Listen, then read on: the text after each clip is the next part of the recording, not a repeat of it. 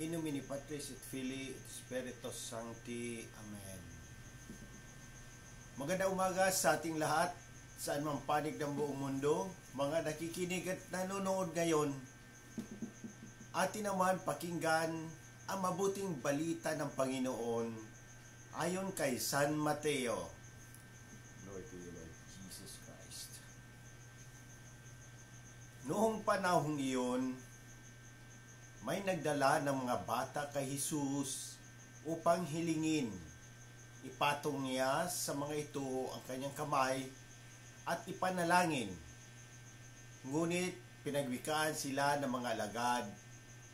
Natapwat sinabi ni Jesus, "Hayaan ninyong lumapit sa akin ang mga bata. Huwag ninyo silang hadlangan, sapagkat sa mga katulad nila, naghahari ang Diyos."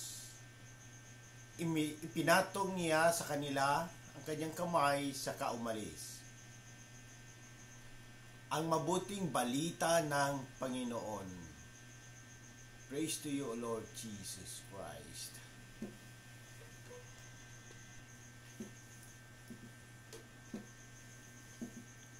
Pagnilayan natin bilang mga Romano Katoliko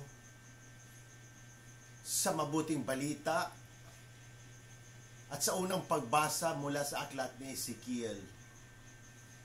Sa mabuting balita ngayong araw, binigyang diin ni Jesus ang kahalagahan ng mga bata at ang kanyang kaugnayan sa kaharian ng Diyos. Nang ang mga alagad ay nagpakita ng pag-aalinlangan sa paglapit ng mga bata kay Jesus, maaring sinabi ni Jesus, "Hayaan ninyong lumapit sa akin ang mga bata. Huwag ninyo silang hadlangan, sapagkat sa mga katulad nila naghahari ang Diyos."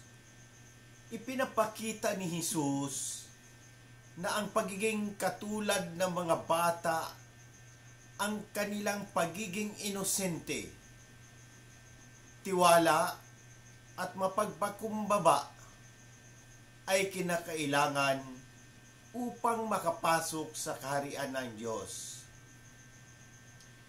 Bilang mga Katoliko, tinatawagan tayo na magkaroon ng simpleng pananampalataya tulad ng mga bata na may buong pagtitiwala at walang pagkukunwari. Ang mga bata ay simbolo ng purong puso na bukas sa pag-ibig ng Diyos. At tayo rin ay inaanyayahang magpakumbaba, magtiwala at tanggapin ang Diyos sa ating mga buhay tulad nila. Sa unang pagbasa mula sa aklat ni Ezekiel, ipinaalala sa atin ang personal na pananagutan ng bawat isa sa harap ng Diyos. Bawat isa ay may sariling pananagutan sa mga gawain at desisyon sa buhay.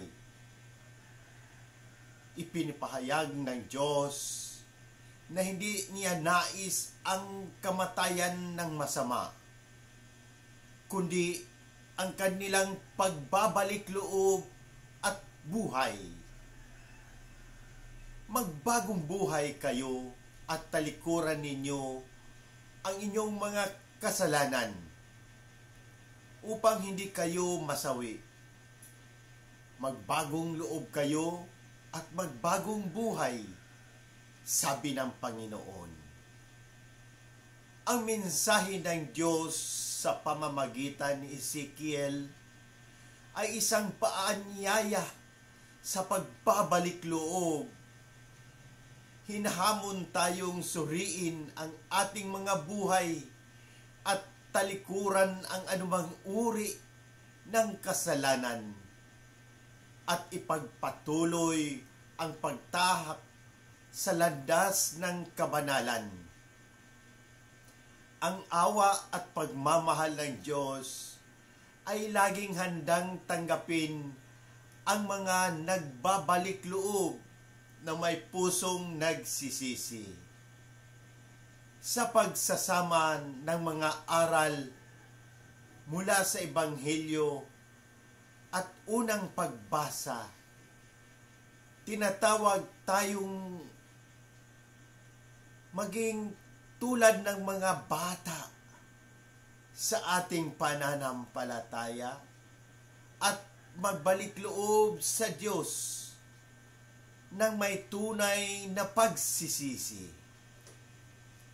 Naway, ang mga aral na ito ay magpapatibay sa ating paglalakbay bilang mga Kristiyano.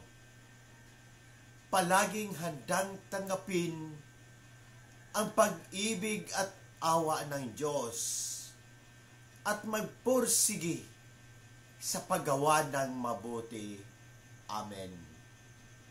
Sa muli, hinihikayat ko ang lahat, Katoliko man o hindi, na magtanong at pagnilayan ang mensahe ng Ebanghelyong ito. Kung may mga katanungan kayo tungkol sa pananampalataya, ang ating simbahan o sa anumang aspeto ng ating buhay, bukas ang aking puso na sagutin ang mga ito. Sama-sama natin pagnilayan at pahalagahan ang habag at pag-ibig ng Diyos na ipinapahayag ni Jesus sa Ebanghelyong ito sa pamamagitan ng ating mga gawain at salita. Naway maging daluyan tayo ng lahat ng habag at pagmamahal ng Diyos sa lahat ng tao. Amen. In nomine Patris et Filii et Spiritus Sancti. Amen. God bless!